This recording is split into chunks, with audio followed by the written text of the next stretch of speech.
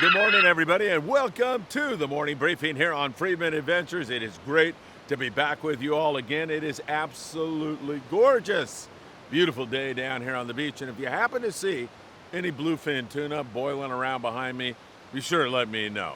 You think I'm being facetious? Well, I'll tell you, the Enterprise got into those bluefin yesterday, 4 fish. For them, it was an incredible show, and I've got to go back to a guy by the name of Carlos Mosquera, who was at PV the other day. He looked out there and he goes, that is a freaking foamer of bluefin tuna. And Carlos knows what he's looking at. So he sent me the video, I put it up. Most of you agreed. In fact, Tommy Holland, our albacore guy, Tommy said, and looked at the video and said, now that's what a bluefin tuna foamer looks like.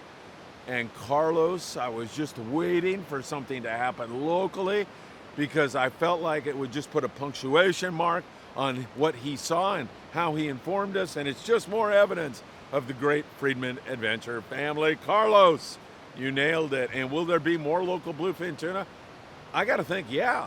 I mean, as Bob Osborne, our albacore guy who looks at all the stats and studies all this, said just the other day, these bluefin are moving now. So they're moving out to the bank, to San Clemente Island, and they're following their old path of many years ago, perhaps, up to the Santa Monica Bay and areas in between. We just need this wind to get out of the picture, and I think you might see some more bluefin tuna here today. Of course, we'll be watching it. Other boats got into it, some private guys yesterday, also here in local waters between here in Catalina and elsewhere, so it is looking pretty good. All right, we've got so much to talk about. Yellowfin tuna, Dorado, albacore. We've got a good bite down there at the Coronado Islands. My friend Mimi Pham, who's just an outstanding lady angler, had a spectacular day on the Pacific Voyager. Gino Machino filled me in on that, and I deeply appreciate all of his help. It was really awesome to be able to follow the Voyager along as they fished 2 days at the Coronado Islands and had some great fishing. I'll get into more of that in a moment. First, a sad note. I know a lot of you follow Dan Hernandez and his longtime pet, and you know that almost it doesn't do it justice because pets become like family members. But Dan had a dog named April, just passed away. So my condolences to Dan and all of you who follow him. So we're sorry about that for sure. Blackwater, Blacktail Hooks. They're one of our great sponsors. Sky, good morning to you and all the folks over there at Shale Fishing Tackle. They're a sponsor on tonight's trip on the Pride. Also, Daiwa and Suzuki sponsoring our trips on the Pride tonight. So we'll have some gifts for all the anglers who are coming out with us tonight, departing at 8 o'clock. Sandwich spread at the Friedman Adventure Studio at 7 p.m. Can't wait to see you all. Can't wait to see what Sean Roberts has up his sleeve along with Michael Potvin. Those two guys who run the Pride. Man, I'll tell you, they are very, very fishy, if you know what I mean. Weather is going to improve, especially by Friday. Friday is going to be a nice day, so keep that in mind. If you're heading out around that time, that should be really, really good. And also, we have cameraman extraordinaire on the Malihini this morning with my friend Bill Wilkerson, Scott Bucher. I'm putting the pressure on you, Scott. I want some great video. I want some great photos. Scott Bucher will be filing those later on, so we'll have that for you. All right, let me take you to the offshore situation right now. We'll start you in Ensenada because I do love to talk to the Pongeros down there. Talked to Arnie Man, and he said, we're dealing with a little too much wind down here, but on Friday, I'm going kelp patty hunting because Arnie knows that that stuff is indeed, and I'm talking about tropical and subtropical fish, fish that prefer warmer water. Yellowfin tuna, yellowtail will do just fine in that water, so you'll see a lot of that. And Dorado, we're seeing more mahi-mahi, more flatheads starting to move up the coast, so he's definitely going to be taking a look at that. And of course, we'll be watching that very, very closely for you all to see if the Pongeros get into it. So they've been dealing with wind, which of course puts a damper on their bluefin and offshore fishing in those pongas. They should be getting back to it here perhaps tomorrow, and then for sure on Friday as Arnie will be out. Well, let's talk about that warm water influence because the new low-an just hammered down the point that it's summertime fishing, that we've got that warm water influence, that we've got those subtropical fish moving up the line because the new low-an ended up with 41 yellowfin tuna, 44 mahi, as well as some other species to go along with it. And that is a darn good score, let me tell you, and hopefully a sign of things to come. I love that score. Most of these guys are fishing in the 90-mile region and looking for kelps. Every once in a while you can get a blind jig strike on a Dorado, but it's not very often that the flathead do that. They mostly inhabit those kelps, and man, when you find a kelp, the anticipation that you feel on board a sport fishing boat, there's nothing like it. You just roll up on that kelp, and sometimes there's visitors that have inhabited it, sometimes they're dry, but all the time you get all revved up. Mostly bait fish, so like 30-pound fluorocarbon works really, really well. You want to go with that. And you can vary your hook sizes anywhere from a 1/0 to a 2/0, or if you have smaller bait, you can go down to a number 1 or number 2 size hook fly line. And fluorocarbon really has been working well, 25, 30, even 40 sometimes. And also a few surface iron fish on those kelps. At times that can be very effective. At times seems like they want the bait. So make sure you're prepared there. Opsin fluorocarbon, www.opsinusa.com. That will for sure help you along your journey. So nice hit there. Poseidon, 162 yellowtail, 10 yellowfin tuna, 13 Dorado. Ocean Odyssey limits of yellowtail. I'm telling you, that warm water stuff is moving up the coast and looking really, really good. And we have that scenario. I'll mention albacore because it shouldn't be much longer until we're catching some albacore out of San Diego or Baja. That warm water is along the Baja coast.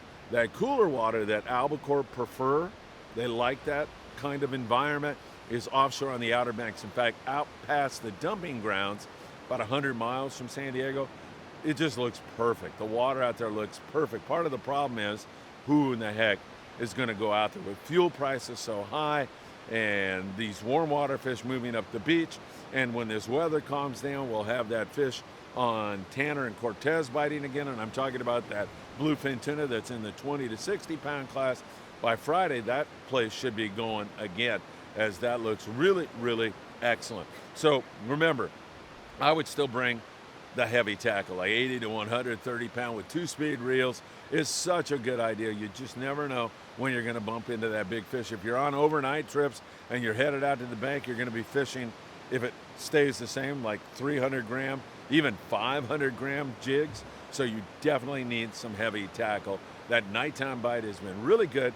The kibosh was put on it because of the weather, but hopefully we're going to continue to head in the right direction and see that bluefin tuna get back in the picture again. We'll be watching that closely. Weather coming down Friday looks like it'll be a gorgeous day on the bank. May still be a little breezy, but 100% fishable and looking really, really good. So our offshore scene is varied right now, looking very interesting to me. That warm water stuff moving up the beach and the possibility of albacore. I know many of you think I'm crazy about that. And then, of course, that bluefin. All of that should come together if somebody would just turn the fan off. The fan has been an A1 pain in the you-know-what this year so far. All right, let me take you to the islands and tell you that down there on Todos Santos, they've had that wind, but when there's no wind, there's some yellows, there's some barracuda, some pretty darn good fishing indeed. We got a good picture of fishing at the Coronado Islands for the Pacific Voyager with Mark Hornos, as several folks, good folks that I know, were on board and doing really well on this latest 2-day trip. They ended up with 40 plus on the yellowtail. They also had some sea bass on board that trip. Really excellent fishing. Gino Machino told me you definitely want to have a variety of tackle. In fact, they fished dropper loop with live mackerel, and they caught some yellows and sea bass. I mean, that's like, sounds like Guadalupe Island. That is some fun fishing, no question about it. So you don't want to fish dropper loop with less than 40. Still like to fish with the fluorocarbon. You can make your decision on that. A lot of times in the nighttime hours, if you're catching fish, you don't need it. But I like to go with it because it's resistant to the abrasiveness of a rock or something that you might encounter. But nice fishing indeed. Now, other guys missed at the Coronado Islands. It wasn't for everybody. I wanted to make that clear. But there seems to be a good smattering of barracuda, bonita, occasional white sea bass, and some yellowtail And the lady anglers that were on board that trip, I'm talking about Janine, Jolene, and Mimi Pham. Mimi sent me that photo that graces the cover of our video today. Good job, Mimi. I think those were her first white sea bass. And Mimi had an extraordinary trip with 4 yellowtail, 2 white sea bass, and also a plethora of other species like Barracuda and other stuff. Really, really great fishing. Gino Machino was on that trip, and he said, in many cases, you want to fish 20-pound fluorocarbon with a number 4 hook to get a bite on the yellowtail. So definitely bring some lighter stuff, bring your heavy, and you should be in really great shape. And I would love to get Jolene Thompson on a podcast here really, really soon and talk about lady anglers in our sport, because they are so important. They've taken a love to this for many, many years, and sometimes I don't think they get the credit they deserve. So hopefully we'll be able to do that really, really soon. Coronado Islands, hit and miss, but looking pretty good. All right, then Catalina Island, we take a look. I want to jump on that. Native Sun had some yellows, bass, barracuda. There's a lot of fish, and with this weather cooperating now, I think they're going to do really, really good. Native Sun out of 22nd Street Landing in San Pedro. Several other boats, the Pursuit out of there. Other boats that have been fishing cat. Sometimes it's really good, sometimes not so good, but it's looking much better. There's a lot of yellows that I think could really fire up even today. And now you've got this situation going to and fro the island. You might encounter bluefin tuna. So I'm telling you, bring your heavy stuff. This is not going to be an exception what happened on the Enterprise yesterday. I don't think it is. I think you're going to see more and more bluefin. So that makes this even more exciting. And that's why you got to bring that heavy tackle in addition to, when I'm fishing calico bass, I like 12-pound, fluoro, hot bait. Make sure you take your time, choose that good hot bait, change that bait regularly. And that's how you get bites on the calico bass. You'll find yourself, if you're fishing that 12-pound, getting bit all over the place, just really putting the wood to them. So keep that in mind. All right, cat's looking much better. You do have some slow trips over there, but it's improving. Now, San Clemente Island, Mark Paisano Jr. with a nice trip on board the Amigo. Ended up with 38 yellowtail over there at San Clemente Island. And also, you get that smattering of calico bass, manita, barracuda. Possibilities for white sea bass still loom out there at that place. There's places to hide in the wind. So Clemente also looking pretty doggone good. And then up in the Channel Islands, as we take a look up there, there still is a lot of white sea bass up there. They've been hampered by some wind, which is going to improve by Friday. Actually, Thursday should be a decent day up there. So that is all starting to improve. But there is still the possibility of some good white sea bass fishing in that neck of the woods. Aloha Spirit, 14 anglers on board, 10 white sea bass, 60-plus mixed bass. Really nice fishing indeed for those boys up there. And some other guys had some decent hits, some other guys missed, primarily due to the weather, the wind. You get the wind out of the equation up there and it's going to bite. 10-ounce torpedoes, you definitely want to be with a heavier dropper loop sinker, but you sometimes will switch and fish a sliding egg sinker like a half-ounce, even a quarter-ounce. They see those fish on the surface up there all the time. They run and gun from sonar mark to sonar mark. It's exciting fishing. It's lots of fun, and you get backed up with all of that great rockfish.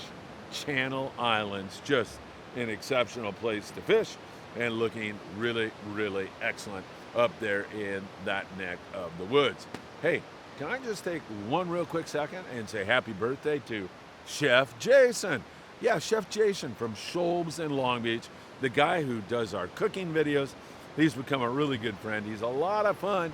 And those of you who are on the Pride this evening, you'll be able to celebrate with Chef Jason because he'll be on board. He said he wouldn't want to celebrate his birthday doing anything else than fishing with the Friedman Adventure family. And I am so stoked about that. That should be a lot of fun. All right, incidentally, Malihini, July 22nd, Friedman Adventures. Go to Friedman Adventures on Facebook, and you'll see a link. You can click on it and join us for that 6 a.m. to 6 p.m. trip on board the Malihini. It's filling up fast, especially with all of that tropical and subtropical stuff starting to flood up and into the kelps. By then, by July 22nd, who knows? it could be game on. We might be catching all kinds of Dorado just like we did last year. I'll be watching that very, very closely for you all. Hey, one other thing that I didn't mention to you is Yo-Yo Iron also worked on that Pacific Voyager trip.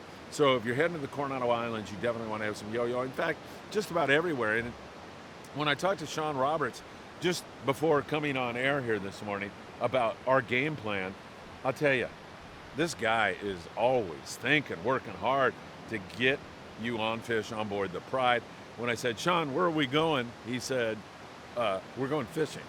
And I'm like, yeah, but what island are we going to? And he goes, I don't know yet. I'm working on this. And the guy's been working on this for 4 days, exploring every option, looking at the weather. Can I get squid? Where's the best bite? All of those things he's been racking his brain on. And so when he tells me I don't know, you know, I really like that. I like the fact that he's probably going to make a decision right before we go with the latest intel and everything that comes into a great trip. I really like it. And while we can't guarantee that it's going to be successful, nobody can for that matter, I can guarantee you that even before you step on board this trip tonight, there's been a tremendous amount of work that has gone into it. And my thanks to Sean and Michael on the Pride for doing that. And of course, we're going to have that nice sandwich spread for you tonight, as well as lots of gifts from Daiwa and everybody else for each and every one of you. All right, let me take you up and down the coast and tell you, well, of course, that bluefin situation now, it's not really the coast, but it's local boats can get on it. Might see more of that today. Pretty darn interesting. Down there off Ensenada, well, we're not seeing that, but we're seeing decent barracuda, some calico bass, Punta Banda calico bass bite, excellent. That water's trying to warm up, gets knocked down with the wind, and then it gets slow, and then it rebounds and warms up, and the bass start to bite again. Same thing San Diego along the coast, smattering of barracuda, rockfish, if you can't get a surface bite on calico bass and that kind of a thing. Dana Point, we see good, decent bass fishing at times, depends on water temps and all of that, and then they have sculpin fishing going on out of Davies Lock on their twilight trips up here in this neck of the woods. Everybody's going to have bluefin tuna fever, but really, you know, I mean, you're going to want to go to Cat because you get a good chance, and then going back and forth, you can hit that. And along the coast, the sand bass, calico bass bite here in the LA Orange County area is still kind of iffy. This water just hasn't recuperated quite yet, although it's pretty decent. I see a lot of 65, 66 degree water. That's perfect. That should get it done. So maybe one of the local boys here in San Pedro area will get on some fish. We'll be watching that for you very, very closely. There's sculpin all the time, so you can always get a good pop on the sculpin. Hey, up there in the Channel Islands, my good buddy Cody on board the Island Spirit Ventura Sport Fishing. The Barracuda bite was fabulous yesterday with 100 plus on the Barracuda. What the heck is wrong with that kind of a day? Surface iron working really, really well. There's only one way to fish Barracuda in my book, and that is on the iron. It's so much fun. It's such great practice. Take good care of your catch. They're really good eating. Really nice Barracuda bite up there. And of course, the California, the half-day boat out of Ventura Sport Fishing can get on that. Also, Cody Rogers, huge day on the Island Spirit, and you should join them. 805-676-3474. Say hi to Saul if he answers the phone or anybody else. And if you get out with Cody, tell him hi for Phil Friedman. He's a great guy. We did a great podcast in the wheelhouse of the Island Spirit. Great guy, very conscientious, great crew who will take care of your every need.